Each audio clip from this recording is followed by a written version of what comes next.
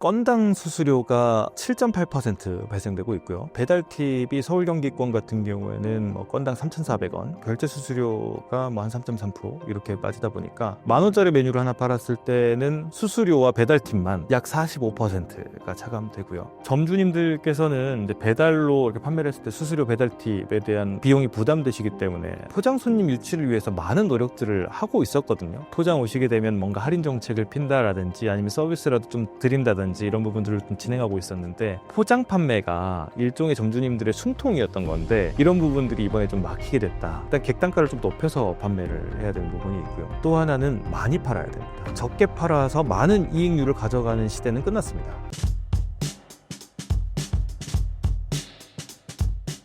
네, 안녕하십니까. 저는 열정코리아라는 회사에서 프랜차이즈 업을 하고 있는데, 열정국밥이라는 브랜드를 운영을 하고 있고요. 회사에서 사업총괄 이사를 맡고 있고 관련된 전반적인 업무를 다 총괄을 하고 있다라고 봐주시면 좋겠습니다. CJ제일제당에 계시다가 열정국밥이라는 프랜차이즈 사업에 뛰어드셨습니다. 어떻게 시작하게 되신 걸까요? 일단은 저희 대표님의 제안이 있었고요. 제가 바라봤을 때 이런 아이템이라고 하면 시장에서 충분히 승산이 있고 경쟁력이 있겠다라고 해서 함께 하게 됐었습니다. 그래서 그 전에 이제 회사를 다닐 때도 CJ제일제당을 제가 한 9년 정도 다녔었는데, 그때 영업부터 시작해서 본부 계약 업무, 그다음 마케팅 업무 까지 쭉 해서 운영을 해오다가 회사 생활을 하면서 좀 느꼈던 부분들은, 결국 회사에서 연봉도 주고 직책도 주고 직급도 주고 하지만은 이런 부분들은 사실 언제고 사라질 수 있는 부분들이다라는 그런 깨달음이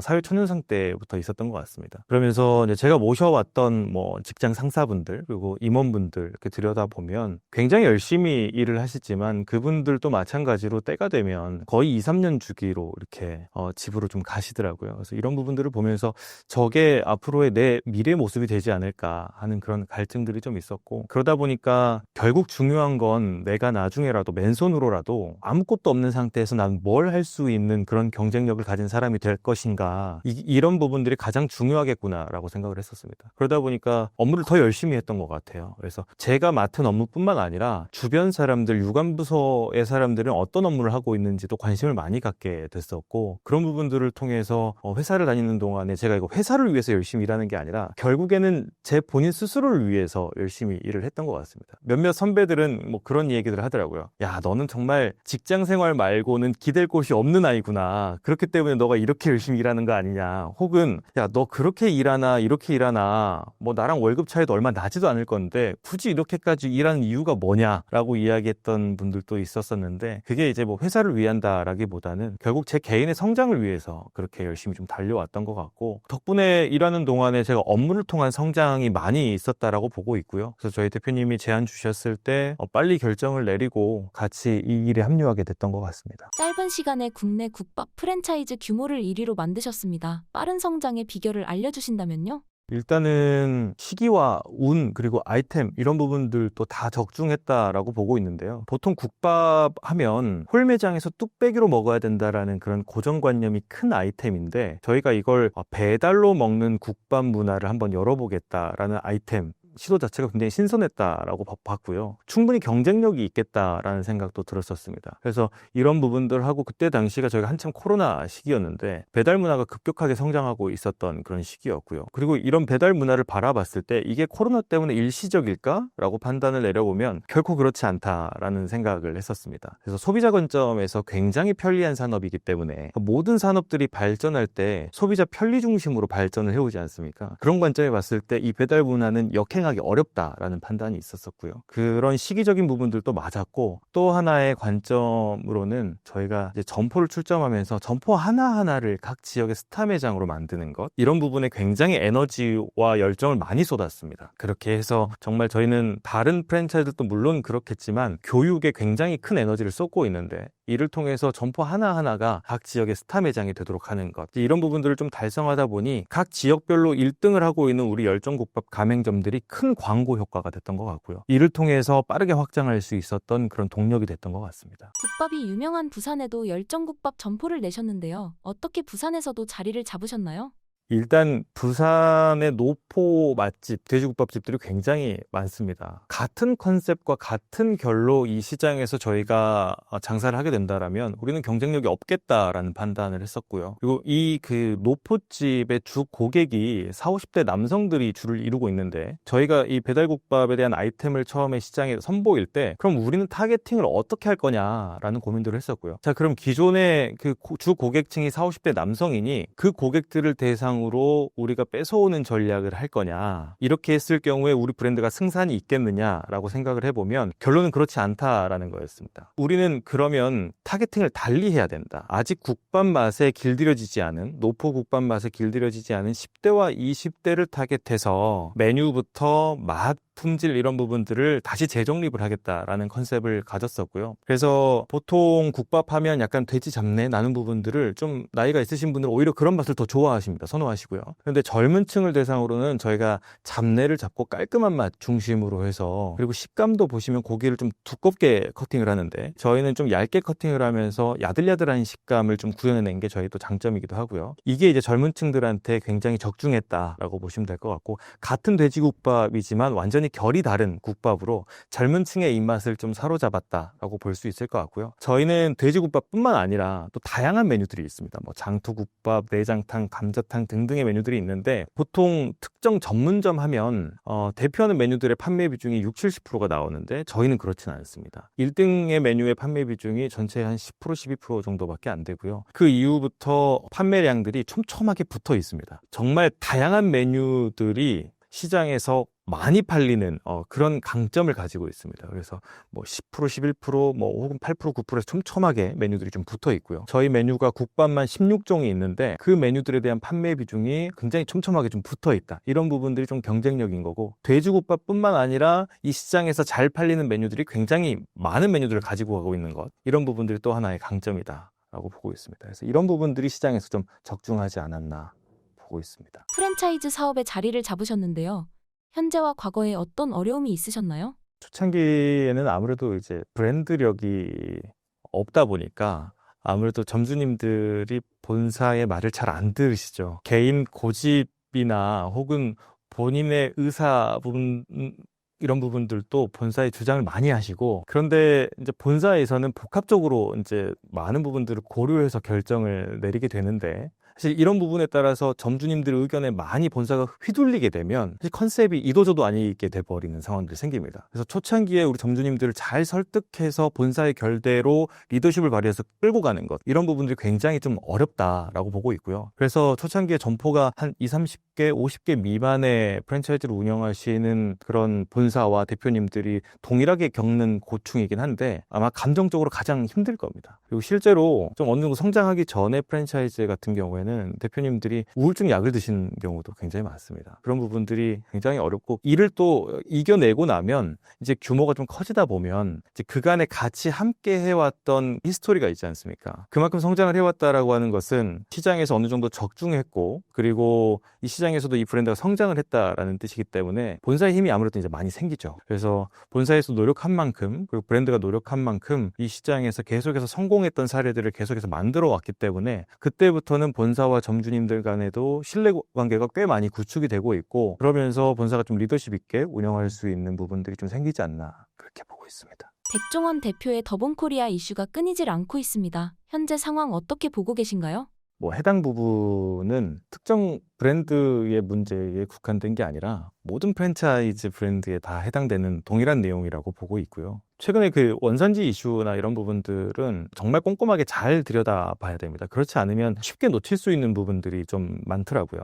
저희도 많은 부분들을 좀 챙겨서 보고 있긴 한데 실제로 원산지 표기하는 데 있어서 양도 굉장히 방대하고요. 그리고 웬만한 개인 장사를 하시는 분들의 원산지 표기하는 내용들을 제가 한 번씩 들여다보면 원칙에 위배되는 경우가 굉장히 많습니다. 이런 부분들을 개인 장사하시면서 꼼꼼히 챙겨가는 부분들도 되게 어렵다라고 느끼고 있는 부분들도 있고요. 그리고 또한 하나는 이 법이 계속 이제 개정되는 부분들이 있다 보니까 이런 부분들도 잘 수시로 들여다보지 않으면 자칫하면 놓치는 경우들이 생길 수 있습니다. 뭐 작년까지는 이 규정법이 맞았지만 올해부터 변경되는 경우 이런 부분들도 잘 들여다봐야 되겠고요. 예를 들어 뭐 이제 수입하는 뭐 재료 같은 경우에는 여러 개 국가가 이렇게 변경되는 경우 뭐 땡땡 국가 원산지 외 등 이런 식으로 등을 표기를 해야 되는데 등이 빠지게 되면 또 위배가 되고요. 이런 부분들을 디테일하게 신경 쓰지 않으면 자칫하면 놓치는 경우들이 많이 생깁니다. 이런 부분들은 좀 섬세하게 잘 들여다봐야 되는 부분인 것 같고 저희도 그래서 이런 부분들을 내부적으로 좀 계속해서 강화해 나가고 있는 그런 상태입니다. 더본코리아의 무리한 프랜차이즈 사업 확장으로 점포 관리가 되지 않는다는 비판 여론은 어떻게 보고 계신가요?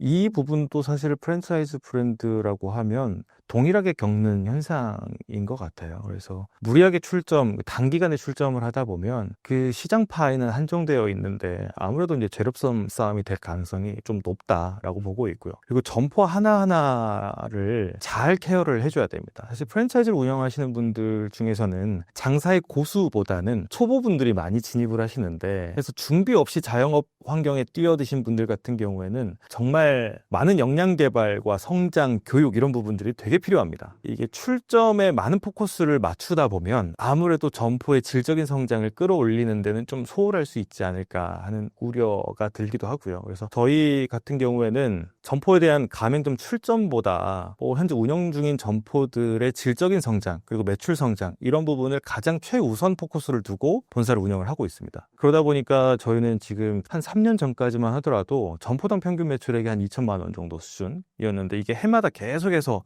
우상승하는 결과를 내고 있고 그래서 최근 직전 매출로는 점포당 평균 매출액이 5천만 원까지 넘어가게 되는 이런 결과물을 좀 냈었습니다. 그래서 그 동안에 저희 점포 수도 계속 늘었지만 점포가 늘면서도 평균 매출액이 계속해서 우상향하는 그런 결과를 낼 수 있었던 것 같습니다. 본부장님께서 프랜차이즈를 운영함에 있어서 중요하게 생각하는 부분이 있을까요? 프랜차이즈 운영하면서 가장 중요한 점은 사실 저는 철저하게 교육이라고 생각을 합니다. 본사만 성장하는 게 아니라 결국에는 이런 교육을 통해서 저희 가맹점들에 대한 역량도 같이 성장을 해야 된다라고 보고 있고요. 그래서 그런 부분들이 원활하게 잘 작동되지 않으면 순간 반짝 유행했다가 사라져버리는 브랜드들이 될 수도 있고요. 그리고 결국에는 지속 가능한 동력 자체가 돈을 버는 부분들도 중요하지만 저는 그 동력이 또 한 꼭지로는 성장에 있다라고 보고 있거든요. 그래서 본사의 역량 성장 그리고 본사 임직원들에 대한 성장 이런 부분들도 필요하지만 이런 부분들을 저희가 본사에 국한하지 않고 가맹점들에 대한 역량 성장 이런 부분들도 되게 중요하게 보고 있습니다. 그래서 시장을 분석하거나 마케팅을 하거나 혹은 전체적으로 뭐 본사에서 움직임이 있을 때도 본사만 알고 단순히 그냥 이렇게 하시면 됩니다라고 지침을 내리는 게 아니라 왜 해야 되는지에 대한 설명들을 지속적으로 시간과 에너지가 들지만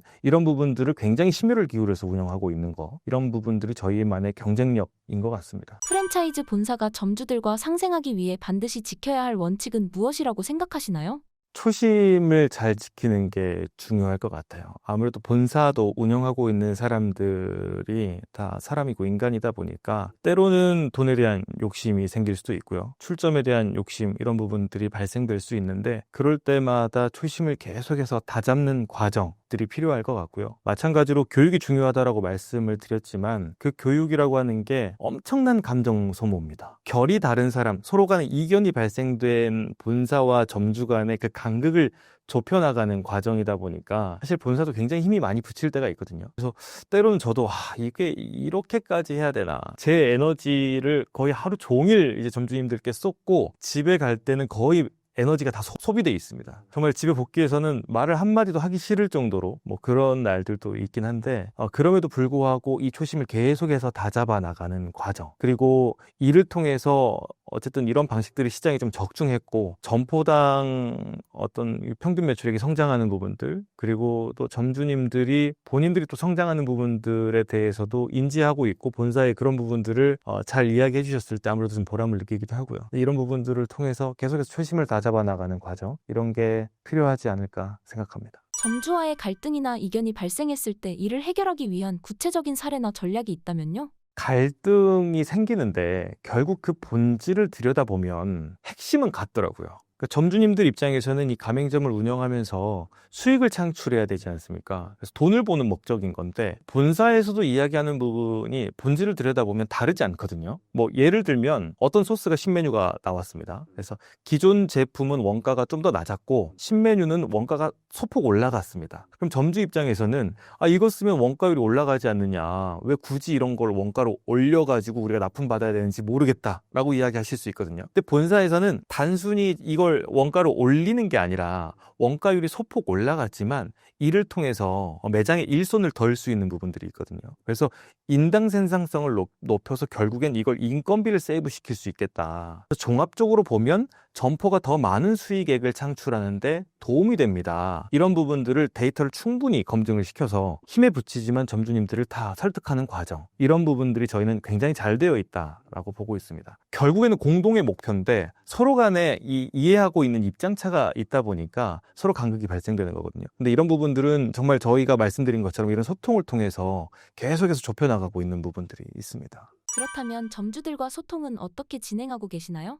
저희는 이제 뭐 크게는 본사에 전략팀이 있고요. 그래서 이 전략팀은 각자가 점포를 한 40개 정도씩 맡고 있습니다. 그래서 그 점포와 지속적인 소통을 운영하기 위해서 점포 수에 대한 맥시멈 값을 좀 정해놨고, 점포 수가 늘어나면서부터는 계속해서 전략팀을 충원하는 방식으로 운영을 하고 있습니다. 그래서 주로 이제 CS 하는 그 별도의 소통 창구가 있고, 또 이제 유선 전화를 통해서 소통하는 부분들도 있고요. 그래서 점포당 거의 일주일에 1회 혹은 2주에 1회씩은 다 소통이 될 수 있게끔 점포 컨설팅 최근 매출이라든지 뭐 광고 분석이라든지 뭐 운영 시간이라든지 이런 부분들을 종합적으로 분석을 해서 컨설팅을 해드리고 있고, 또 한 꼭지로는 저희 현장 진단팀이 있어서 현장을 계속 방문하면서 뭐 위생이라든지 뭐 조리라든지 이런 부분들이 좀 틀어지진 않았는지, 이런 부분들도 계속해서 투 트랙으로 저희가 계속 소통을 이어나가고 있습니다. 현재 배달 국밥 시장 상황은 어떻게 보고 계시나요? 보통은 배달 음식점이라고 하면 기존에는 뭐 치킨, 뭐 피자, 족발, 분식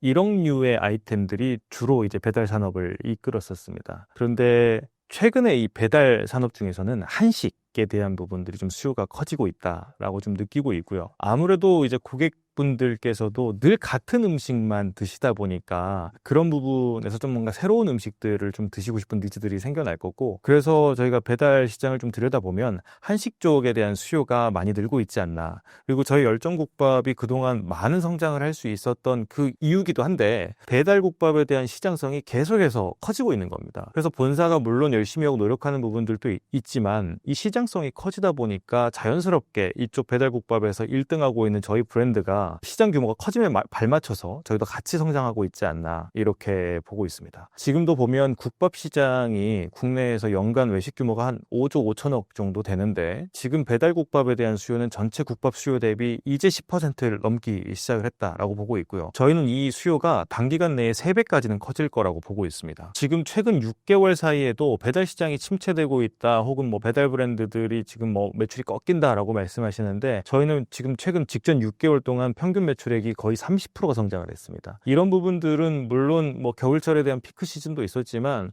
작년보다도 유독 올해 성장률이 두드러지는 이유가 바로 이 시장성에 있다라고 보고 있습니다. 배달 플랫폼 수수료로 인해 소비자뿐만 아니라 가맹점도 큰 어려움을 겪고 있는데요. 가맹점 운영에 어떤 어려움이 있나요? 일단은 건당 수수료가 7.8% 발생되고 있고요. 그리고 배달 팁이 서울 경기권 같은 경우에는 뭐 건당 3,400원 이렇게 빠지고 있고요. 결제 수수료가 뭐 한 3.3% 이렇게 빠지다 보니까 10,000원짜리 메뉴를 하나 팔았을 때는 수수료와 배달 팁만 약 45%가 차감되고요. 20,000원짜리 하나 팔았을 때는 약 한 28% 정도의 수수료와 배달 팁이 차감되는 구조가 돼 있습니다. 이렇게 되다 보니까 10,000원짜리를 하나 팔게 되면 사실 거의 수익이 잘 발생되지 않죠. 20,000원짜리를 팔더라도 저희가 배달팁과 수수료만 거의 30% 가깝게 빠져나가다 보니까 기타 광고비 이런 부분들을 뭐 종합하다 보면 거의 30% 이상의 수수료가 빠져나간다라고 봐야 될 것 같습니다. 이렇기 때문에 원가율, 그리고 임대료, 인건비 이런 부분들을 감안하면 배달 장사를 통해서 많은 수익률을 가져가기가 굉장히 어려운 구조가 되었다라고 보고 있습니다. 원가율에 대한 관리, 그리고 인건비, 임대료에 대한 부분들까지 종합적으로 잘 짜여지지 않으면 이 배달 장사에서 승부를 보기가 어렵지 않나, 라는 생각을 하고 있고요. 그래서 저희 열정국밥 본사 같은 경우에는 원가율에 대한 부분을 40%가 넘지 않게끔 지속해서 관리하고 있는 부분들이 있고요. 인건비 같은 경우에는 매출액의 평균적으로 한 8% 정도만 소비가 되고 있고, 임대료 부분들도 2% 이내 이렇게 운영을 하다 보니까 그 안에서 그래도 수익률을 가져갈 수 있는 그런 구조를 계속해서 다잡아가고 있다, 이렇게 봐주시면 될 것 같습니다. 무료 배달 서비스가 나오고 있는데요. 이 서비스가 가맹점에 어떤 부담을 증가시키나요? 작년 여름을 기점으로 해서 이제 배달의 민족이나 쿠팡이츠 쪽에서 무료 배달 시대를 열겠다라고 하면서 대대적인 마케팅을 좀 진행을 했었습니다. 소비자 관점에서는 굉장히 좋죠. 기존에는 배달비를 2, 3천 원 내고 드셨던 분들이 지금은 무료로 드실 수 있는 환경이 열렸으니까 소비자 관점에서는 굉장히 환영할 만한 일일 수 있습니다. 그런데 이 배달비에 대한 상당 부분을 가맹점, 점주님들께서 다 부담을 하고 있는 형국입니다. 그에 따라서 소비자 관점에서는 좀 유리하게 되었지만 점주님들 입장에서는 수익성이 굉장히 악화되는 환경이 마련이 됐고요. 또 한 꼭지로는 좀 더 장기적인 관점에서 보면, 그래서 이제 가맹점주님들께서 수익액이 떨어지다 보니까 어쩔 수 없이 이제 소비자 물가가 상승되는 부분으로 이어지는 부분도 있습니다. 이런 부분들 때문에 결국에 본사에서도 점주님들께서 이 배달 장사를 통해서 얼마만큼의 수익률을 가져갈 수 있느냐, 얼마만큼 수익액을 가져갈 수 있느냐, 이런 부분들을 최우선순위로 두고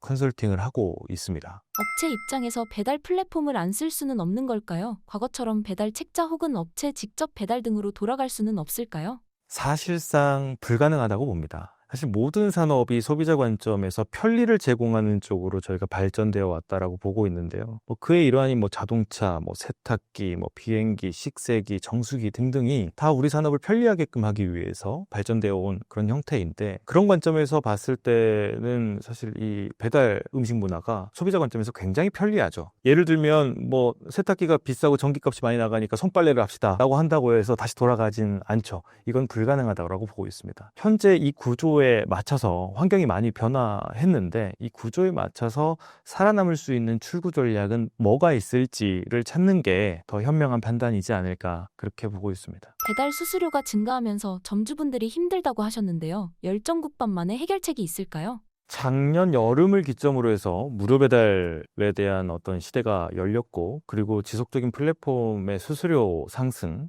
이런 부분들 때문에 점주 수익률을 저희가 사실 매월 컨설팅을 하면서 분석을 하고 있습니다. 이제 그러면서 저희가 본사에서 좀 노력을 기울였던 부분들이 일정 특정 메뉴들에 대한 판매가 인상도 물론 있었고요. 그동안에 리뷰 이벤트로 무료로 뿌렸던 식품 음식 메뉴들을 저희가 좀 일정 부분은 돈을 받고 판매하는 형태로 좀 전환했던 부분들도 있고요. 또 하나는 지금 본사에서 이제 로열티를 수취하는 부분들, 이런 부분들이 좀 계약서상에 명시가 되어 있는데, 로열티를 저희가 본사가 이번에 다 내려놨습니다. 그래서 로열티를 또 2년 동안 면제하는, 근데 무조건 면제를 해드리진 않고요. 조건부 면제를 해드립니다. 어떤 부분이냐면, 배달 전문점에 대한 소비자분들의 불신이 저는 가장 큰 꼭지가 위생이라고 보거든요. 그래서 이 위생 문제를 해결하기 위해서 단순히 열심히 현장 진단 돌면서 열심히 청소하시고 관리하셔야 됩니다 라고 외치는 것만으로는 한계가 있다라고 느꼈고요. 그래서 본사에서는 식약처에서 주관하는 위생등급제라는 게 있습니다. 그 위생등급제를 취득하는 점포에 한해서 저희가 로열티를 면제해드리기로 했습니다. 로열티 금액을 저희가 2년 동안 금액으로 환산해보면 대략 30억 원에 달하는 비용이고요. 이 부분을 저희가 본사에서 좀 내려놓으면서 점주님들이 좀 수익적으로 더 안정감을 가져갈 수 있는 구조를 짜고요. 또 하나는 이를 통해서 위생등급제를 취득하시게 되는데, 지금 전국 점포 240개 중에서 현재 취득한 점포가 약 80점포 정도 되고요. 신청한 점포까지 합치면 전체 점포의 절반 정도가 지금 현재 신청을 했거나 취득을 했거나 지금 이런 상태에 있습니다. 취득률은 저희가 거의 90% 이상이 넘어갑니다. 본사에서 이런 부분들도 많은 학습과 준비를 통해서 본사에서 컨설팅을 해드리고 있고요, 점포마다. 그래서 지금 점포가 그걸 충실히 이행하는 점포들은 취득률이 90% 이상 넘어가고 있습니다. 그럼 위생등급제를 취득하게 되면 점포 입장에서는 뭐가 좋느냐라고 했을 때, 이 배달 민족이 보면 위생등급제를 취득한 점포는 별도로 표기가 됩니다. 그리고 포장을 오시는 손님들도 위생등급제가 취득한 점포라는 사실을 또 인지하게 되실 거고요. 그래서 이런 부분들을 제가 데이터화해보니 위생등급제를 취득한 점포와 그렇지 않은 점포의 매출 차이를 봤더니 약 18%가 더 상승하더라라는 겁니다. 그러면 점포 입장에서는 로열티를 안 내도 되니까 좋고요. 위생등급제를 취득하니까 소비자들한테 이 불신의 영역을 신뢰 영역으로 바꿔줄 수 있으니까 좋고요.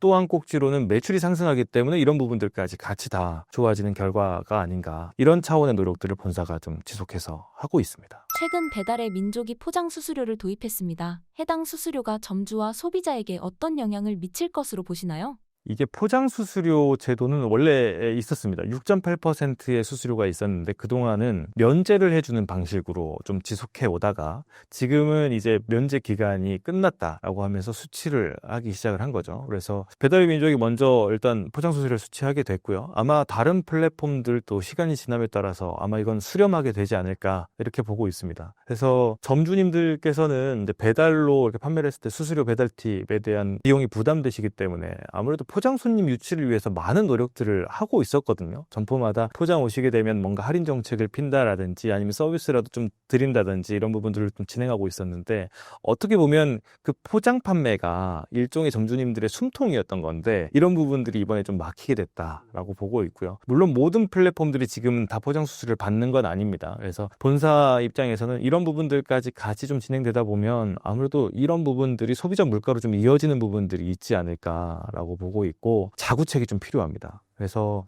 이런 부분들은 저희 본사 내부적으로는 대외비긴 한데 어느 정도의 돌파구를 좀 준비를 하고 있습니다. 이런 부분들을 통해서 수수료에 대한 문제점들을 일정 부분 해소할 수 있는 부분들과 방안들을 좀 준비를 하고 있습니다. 배달 플랫폼에 대한 규제 목소리가 나오고 있습니다. 이에 대해 어떻게 생각하시나요? 규제에 대한 부분은 사실 정부의 영역이라서 제가 뭐 이렇다 저렇다 말씀드리기가 좀 조심스러운 것 같고, 다만 이제 현재 처해 있는 배달 플랫폼에 많은 기반을 두고 있는 자영업자들 입장에서 어떤 해결책과 돌파구가 있을까, 뭐 그런 부분들을 사실 많이 궁리를 하고 고민을 해보고 있습니다. 배달 장사에 큰 기반을 두고 계신다라고 하면요, 종합적으로 좀 컨설팅이 돼야 될 것 같은데, 일단은 뭐 원가율 부분이 뭐 40%에서 45%가 넘어가게 되면 배달 장사에서는 좀 어렵지 않나라는 부분이고요. 단순히 원가율만 볼 게 아니라 인건비도 같이 봐야 됩니다. 원가율이 낮지만 인건비가 많이 들어가는 구조라고 하면 이것도 적합하지 않은 거고요. 원가율이 소폭 올라갔지만 인건비를 대폭 축소할 수 있는 부분이라고 하면 이런 부분에 대한 방향성도 고민을 해봐야 되는 부분이라고 보고 있습니다. 그래서 원가율에 대한 부분, 그리고 손쉬운 조리나 레시피를 통해서 적은 인력을 통해서 많은 매출을 할 수 있는 구조다라고 하면 이 부분도 배달에서 좀 경쟁력이 있을 것 같고요.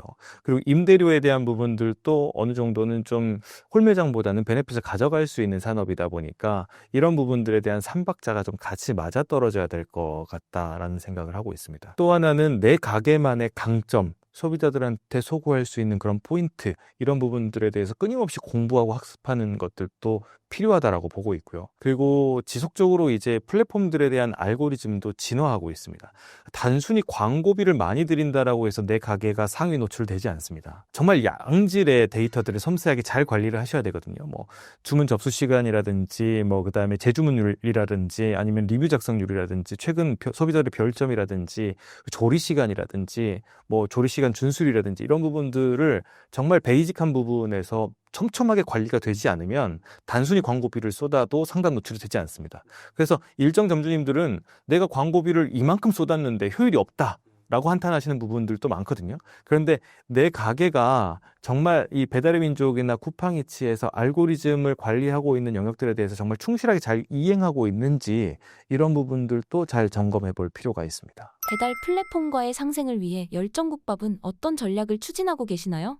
일단은 배달 장사에서 살아남을 수 있는 전략은, 저희는 아까도 수수료에 빗대서 말씀드렸다시피 낮은 객단가에서 판매했을 때 수익률을 남기기가 좀 어려운 구조로 되어 있습니다. 그래서 배달 장사에서 승기를 잡고 어느 정도 경쟁력을 확보하려고 하면 일단 객단가를 좀 높여서 판매를 해야 되는 부분이 있고요. 또 하나는 많이 팔아야 됩니다. 그러니까 뭐 안타깝지만 지금 현재 배달 산업에서는 적게 팔아서 많은 이익률을 가져가는 시대는 끝났습니다. 객단가를 올려서 많이 판매하는 전략으로 갈 건데, 그럼 많이 판매한다라고 하는 뜻은 인건비가 많이 들어간다라고 생각하실 수 있거든요. 그래서 이런 부분들을 인건비를 줄이면서도 많이 판매할 수 있는 구조와 시스템이 갖춰져 있느냐, 그런 부분들이 핵심적으로 좀 주요할 것 같고요. 그래서 뭐 개인 장사를 하시든 아니면 뭐 프랜차이즈 선택하시든 이런 부분들을 보실 때 단순히 원가율만 볼 게 아니라 어느 정도 인건비를 들여서 어느 정도 매출을 소화할 수 있는 브랜드인지, 이런 부분들도 같이 고려해서 보시면 어느 정도의 답을 좀 찾아가실 수 있지 않을까, 이렇게 보고 있습니다. 그래서 저희는 지금 원가율이 40%가 넘지 않게끔 관리하는 부분, 그리고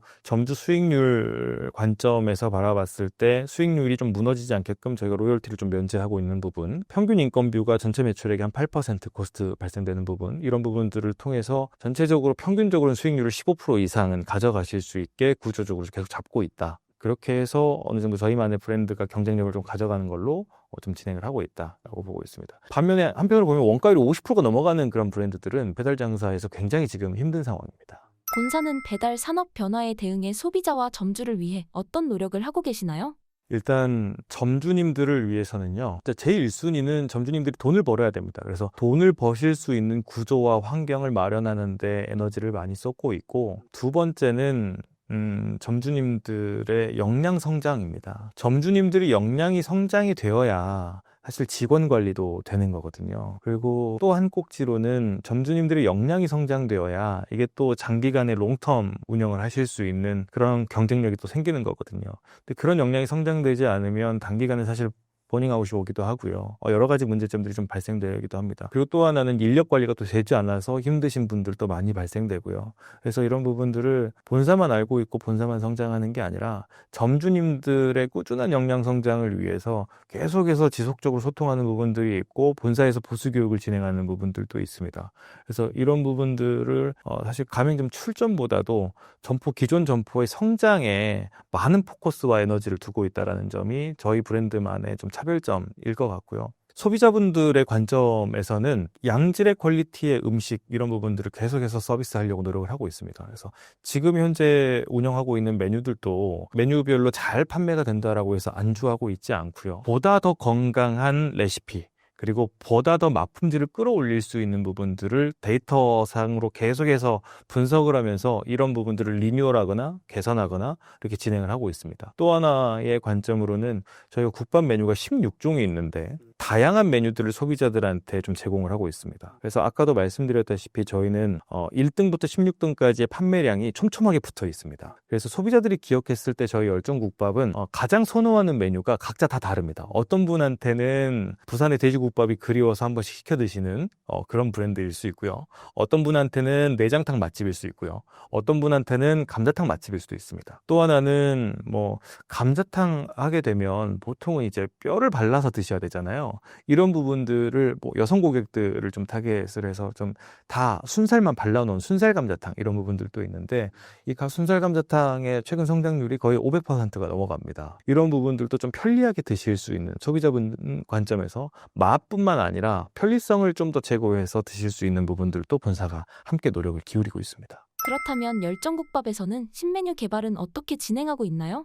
일단은 저희 대표님이 아이디어가 정말 많으세요. 그래서 사실 순살에 대한 부분들도 보면 순살 갈비탕, 순살 감자탕, 이런 부분들이 저희 대표님 좀 아이디어였고, 이런 부분들을 처음에는 공장에서 되게 힘들다, 에너지가 많이 들어가고 인건비도 많이 들어가는 부분이다 보니까 이런 식으로 운영하면 힘들다라고 하지만, 저희 본사 입장에서 끊임없이 설득을 통해서 밀어붙여서 저희가 이제 출시한 부분들도 있거든요. 그래서 저희 대표님이 아이디어도 많으시지만 입맛이 굉장히 섬세하세요. 그래서 그런 부분들을 통해서 저희가 이제 공장과 그리고 별도의 소스를 개발하는 R&D 센터를 같이 좀 겸비해서 운영을 하면서 그런 섬세한 부분들을 좀 잡아가고 있고, 또 하나는 신메뉴를 출시할 때 단순히 이게 맛있어서 출시한다 이렇게 진행하지 않습니다. 시장에 대한 규모를 검증을 하거든요. 그래서 이 특정 메뉴가 시장 규모가 얼마만큼 형성되어 있는지, 이 규모가 이 정도고 배달에서 경쟁력이 있겠는지, 이런 부분들을 데이터상으로 철저하게 분석을 한 다음에, 그래서 이걸 출시를 했을 때 이 시장에서 얼마 정도 판매할 수 있겠다라는 그 데이터가 입증이 돼야 그를 기반으로 해서 저희가 메뉴를 좀 출시하는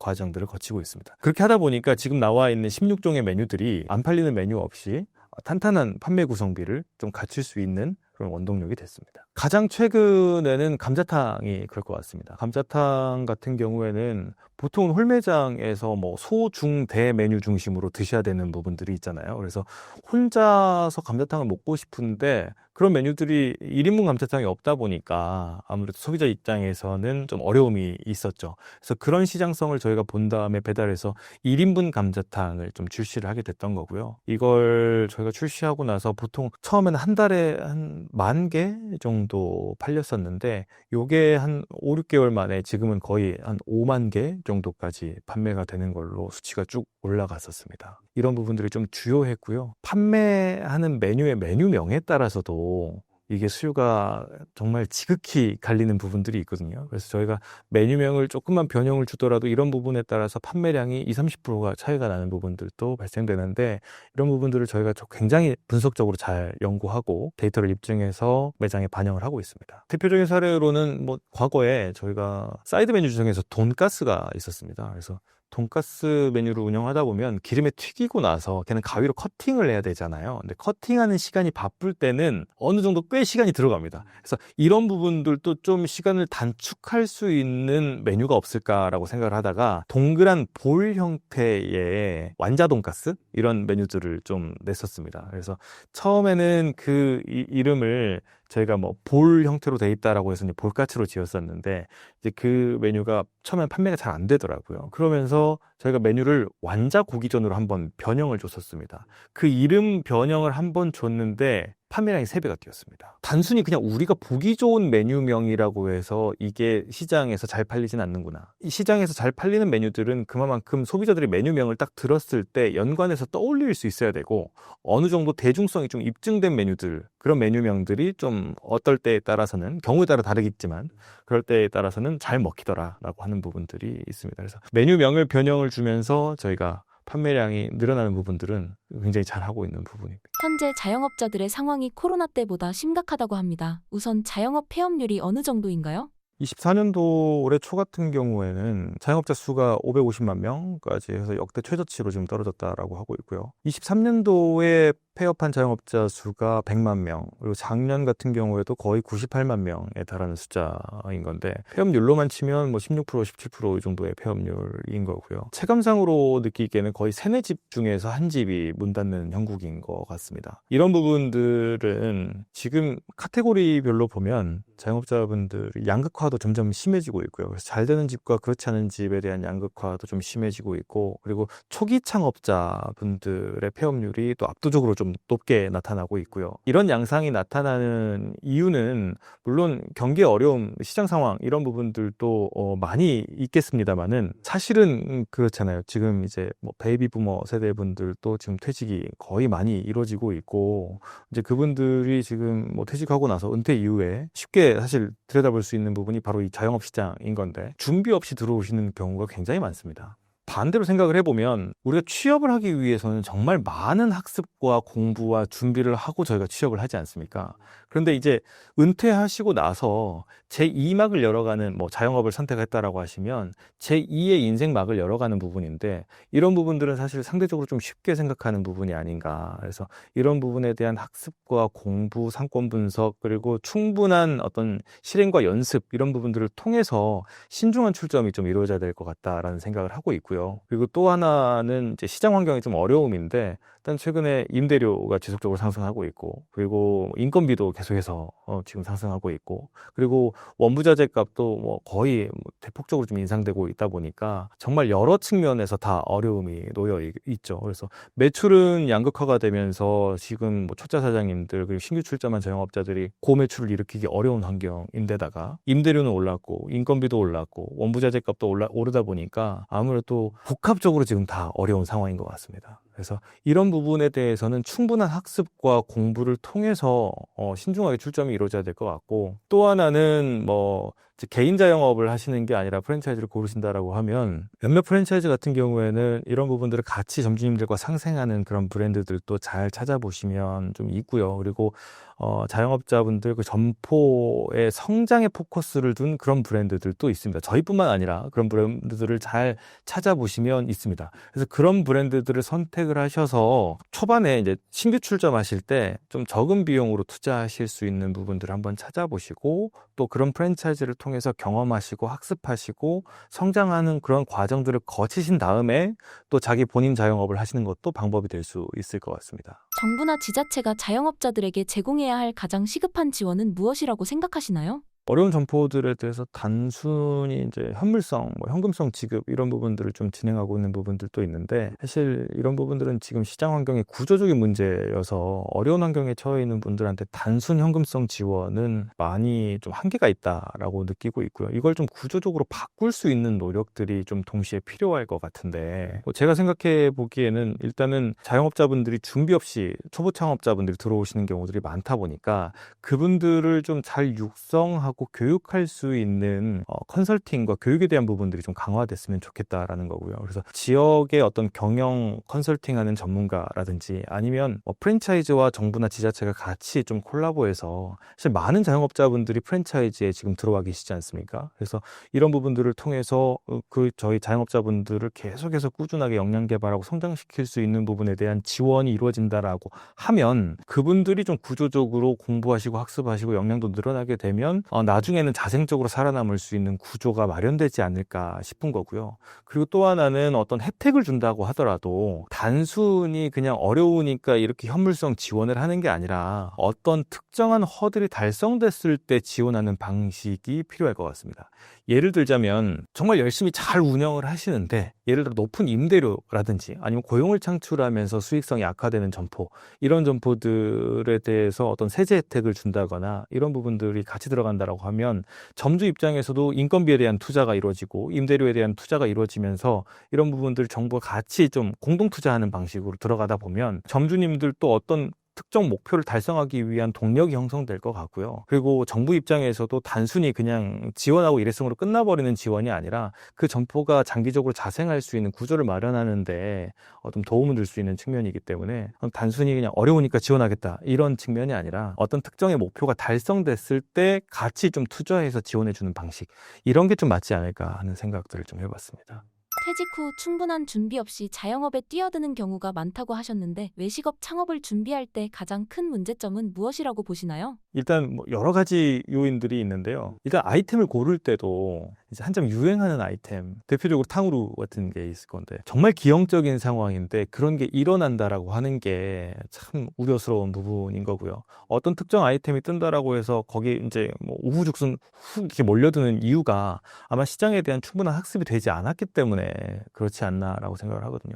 충분한 어떤 상권 분석이라든지 시장에 대한 분석이 이루어진다라고 하면 어떤 특정 메뉴가 유행한다라고 해서 그렇게 붐처럼 일어나진 않겠죠. 그래서 그런 부분에 대한 어떤 양질의 교육과 성장들이 필요할 것 같습니다. 그렇게 해야 특정 어떤 카테고리나 어떤 인기 아이템 이런 것들이 유행이 분다라고 해서 그쪽 산업으로 편중돼서 쏠리지 않는 현상, 그런 것들이 좀 문화적으로 좀 자리 잡혀야 될 것 같고요. 그리고 두 번째로는 많이 느끼시는 분들이 이제 외식업, 요식업을 하게 되면 맛이 가장 중요하다라고 말씀하시는데, 맞죠. 물론 맛도 중요합니다. 그런데 장사를 하면서 맛에 대한 요인은 저희는 한 30% 정도 되지 않나 싶습니다. 그래서 맛 이외의 영역을 어떻게 채울 거냐, 이게 정말 중요한데 그런 부분들을 좀 간과하시는 부분들이 많습니다. 정말 기본적인 부분들, 영업시간을 지키는 부분들, 그리고 고객들 CS하는 부분들, 그냥 광고하는 부분들, 마케팅하는 부분들, 다방면으로 정말 중요한 요소들이 많은데 맛이 정말 중요하다라고 생각하시고 그 외적인 영역들의 비중을 좀 낮게 보는 경향이 있습니다. 근데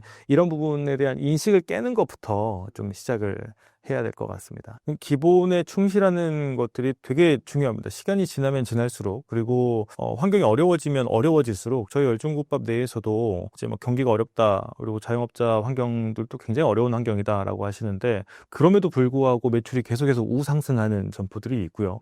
시간이 지나면서 점점 더 침체되는 그런 점포들도 있습니다. 침체되는 점포의 특징은 점주님들께서는 침체가 되고 싶진 않죠. 매출이 떨어지고 싶은 점포는 없을 겁니다. 그런데 그분들의 공통된 특징이 뭐냐면 현실에 많이 안주하세요.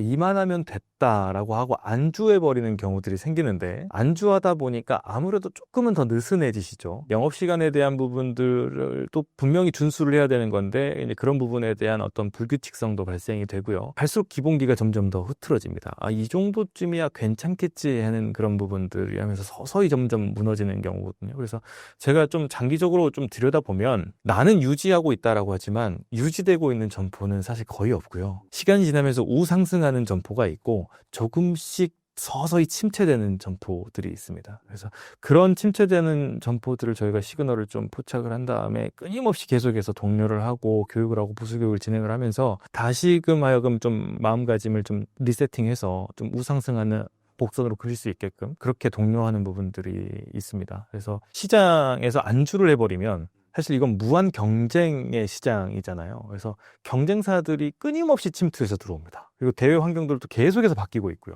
소비자들의 인식 수준과 기대치도 점점점 올라가고 있고요. 그래서 이 업에서 살아남으려고 하면 계속해서 내 가게가 끊임없이 경쟁력을 갖출 수 있게끔 무한 노력을 기울여야 됩니다. 이런 부분에 대한 거는 본사에서 계속해서 관리해드리지 않으면 스스로 알아서 잘하시는 분은 열에 한 명도 채 될까 말까 하죠. 그래서 이런 부분들을 본사가 계속해서 노력해가면서 보조해 나가고 있는 부분들이 중요하지 않나 이렇게 생각합니다. 열정국밥이 폐업 위기에 처한 가맹점을 지원하기 위해 추진 중이거나 계획 중인 방안이 있으실까요?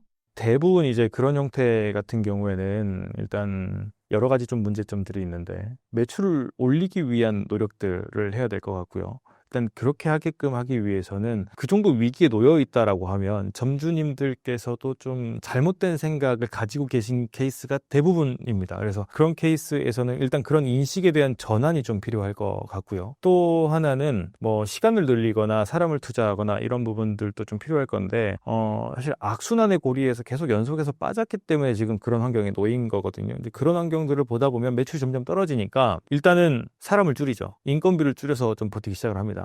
이제 그러다가 점점 더 잘못되면 재료비를 줄입니다. 이제 그러다 보니까 소비자들의 불만족으로 좀 이어질 거고요. 그리고 사람을 줄이고 혼자서 운영을 하시다 보니까 조리에 대한 부분이라든지 CS에 대한 부분에 대한 것들이 점점점 퀄리티가 떨어지게 되는 거고요. 그래서 이런 점포들을 저희가 볼 때는 일단 사람을 늘립니다. 그런데 손익분기점 아래로 떨어져 있는 점포 같은 경우에는 사람을 늘리면 당장에 적자를 보실 수 있잖아요. 그래서 그런 점포들은 저희가 살리기 위해서 인건비 지원도 같이 병행을 합니다.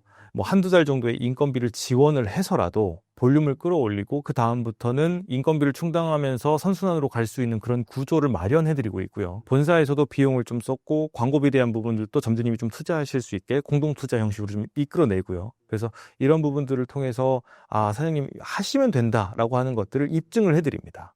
그렇게 하다 보면 믿음과 신뢰가 쌓이고 이렇게 운영을 하면 되는구나라는 걸 좀 인식을 하시게 되면 그 다음부터는 좀 선순환 구조로 갈 수 있는 것 같습니다. 앞으로 자영업 생태계의 지속 가능성을 높이기 위해 산업 전반적으로 어떤 변화가 필요할까요?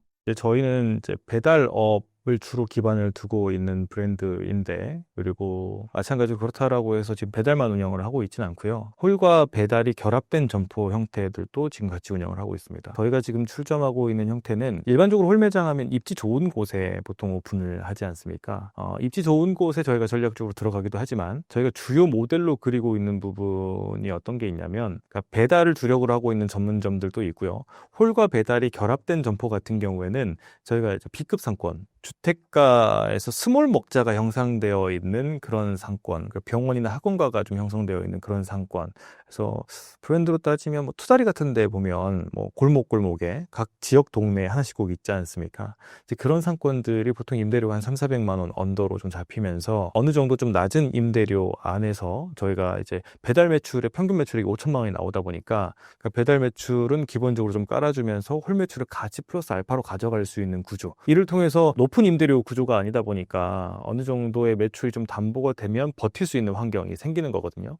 이 얘기를 왜 드리냐면, 지금 주요 뭐 먹자골목이라든지 주요 입지 같은 경우에는 월세가 거의 뭐 2천만 원, 3천만 원 하는 데들도 있습니다. 그리고 보통 메인 입지에서 골목길로 들어간다 하더라도 월세가 1,000만 원 이상 이렇게 잡혀 있는 경우들이 많습니다. 이 임대료가 비싸게 되면 이제 점주님 입장에서도 효율성을 뽑아야 되니까 인력에 대한 투자도 더 공격적인 거고 운영 시간도 24시간 운영하시게 되고 이렇게 됩니다. 그러면 인건비와 임대료 비중이 굉장히 높거든요. 인건비와 임대료 비중만 거의 30~40%가 넘어가게 됩니다. 자, 이렇게 운영을 했을 때 예를 들어 손익분기점이 뭐 6천만 원이다 라고 하면 매출 5천 나왔어요. 그럼 1,000만 원 적자입니다. 4천 나오면 2천만 원 적자입니다. 이 상태로 1년 간다라고 하면 끔찍하죠. 버틸 수가 없는 환경에 놓이는 겁니다. 그래서 이런 부분에 대한 것들은 정말 장사에 대해서 자신이 있고 고수분들이 좀 하는 영역이 돼야 되지 않을까 싶고요. 장사에 대해서 내가 지금 초짜다라고 하시는 분들은 충분히 이제 버틸 수 있는 입지 상권에서 충분히 학습하고 공부하시고 그리고 성장을 통해서 그 다음으로 또 확장하시고 이런 단계별 스텝을 거치는 게 굉장히 필요할 거다라고 보고 있고요. 초기 창업자 같은 경우에는 본인 인건비를 본인 노동력을 들여서 본인 인건비를 가져가는 수준부터 그렇게 차근차근 진행해 나가시는 게 필요하지 않나. 이런 부분들을 저희가 진실되게 좀 설명을 드리더라도 사실 마음 한편으로는 그런 부분들이 좀 내재되어 있는 것 같습니다. 좀 비용을 투자하더라도 나는 쉽게 돈을 벌고 싶다. 혹은 내가 일을 안 하더라도 오토를 돌려가지고 내가 한번 수익액을 좀 많이 가져가고 싶다. 그런 약간 마음이 내심 한켠에 있는 게 아닌가 싶거든요. 그런데 제가 바라봤을 때 요식업 특히나 이쪽에서 오토로 운영을 해가지고 큰 수익액을 가져간다? 굉장히 어려운 일인 것 같습니다. 앞으로 열정국밥의 목표는 어떤 게 있을까요? 저희가 지금 본격적인 프랜차이즈 사업을 운영한 지 이제 4년 차가 됐습니다. 그래서 보통 이 해당 업계에서는 오래된 브랜드들도 굉장히 많습니다. 업력이 뭐 20년, 40년씩 된 그런 브랜드들도 많고요. 처음에 저희가 이 국밥 하면 홀매장에서 뚝배기로 먹는 그런 문화가 강하게 형성되어 있는 산업인데 이걸 저희가 배달로 국밥을 먹는 문화로 한번 바꿔보겠다라고 하는 그런 아이템을 들고 왔을 때 뭐 주변에서는 아마 그랬을 겁니다. 과연 저런 메뉴가 배달로 국밥을 먹는다고 과연 그게 먹히겠어? 라고 하고 바라보셨을 것 같은데 지금 현재 저희가 업력이 짧지만 국내의 모든 국밥 탕류 브랜드를 통틀어서 국내에서 가장 많은 국밥을 판매하는 브랜드가 됐습니다. 그래서 한 달에 저희가 100만 그릇이 지금 판매가 되고 있는데 지금까지도 계속해서 성장해 왔지만 앞으로 성장률이 더 가속화될 거다라고 보고 있고요. 그래서 이 시장 규모가 커지는 거에 발맞춰서 그래서 출점도 같이 동시에 이루어지겠지만 출점이 저희는 이루어지면서 점포당 평균 매출액이 계속 성장해 왔던 브랜드입니다. 그래서 이를 통해서 브랜드에 대한 인지도라든지 출점에 대한 확산도 같이 이루어지겠지만 점포에 대한 평균 매출액도 계속해서 상승해서 가져가는 이 해당 업계에서 정말 상생의 역할을 좀 충실히 진행하는 그런 브랜드가 좀 되고 싶다라는 생각을 하고 있습니다. 그래서 이제 본사에서의 많은 이익액을 가져가는 게 아니라 실질적으로 저희가 매출액 대비 영업이익률이 한 2% 정도 수준이거든요. 그래서 많은 부분들을 저희 점포를 운영을 하고 살리는데 대투자를 좀 진행을 하고 있고 이런 부분들을 통해서 뭐 그간에 많은 프랜차이즈들이 좀 잘하고 있는 분들도 계시지만 또 욕을 먹고 있는 프랜차이즈들도 계시거든요. 이런 데서 이 시대에서 좀 바람직한 그런 프랜차이즈 그리고 정말 점주랑 같이 상생할 수 있는 그런 프랜차이즈 그런 브랜드를 만들어 가려고 부단히 노력을 하고 있습니다. 그런 부분들 좀 좋게 봐주시면 감사하겠습니다. 마지막으로 신사임당 구독자분들께 한 말씀 부탁드립니다. 몇 년 전에는 저도 사실 직장을 다니는 직장인이었습니다. 그때 당시에 제가 출퇴근길에 항상 신사임당 채널을 구독하고 봤었거든요. 지금 시간이 지나면서 제가 여기에 좋은 기회가 생겨서 출연을 하게 됐고 감개가 무량한 것 같습니다. 많은 부분에 대해서 제 개인적으로 성장하게끔 하기 위해서 많은 부분들을 좀 노력을 하고 있는 부분들이 있고 또 그 어떤 노력을 통해서 제가 성장하는 부분들을 좀 보다 보니까 스스로도 이 제 삶을 좀 열심히 살 수 있는 동력이 좀 되는 것 같습니다. 그래서 구독자분들께서도 각자 맡으신 그런 분야에 대해서 전문가가 될 수 있게끔 그런 많은 각고의 노력들을 좀 기울이시다 보면 좋은 결과들이 좀 있지 않을까 하는 그런 응원의 메시지를 좀 드리고 싶습니다. 감사합니다.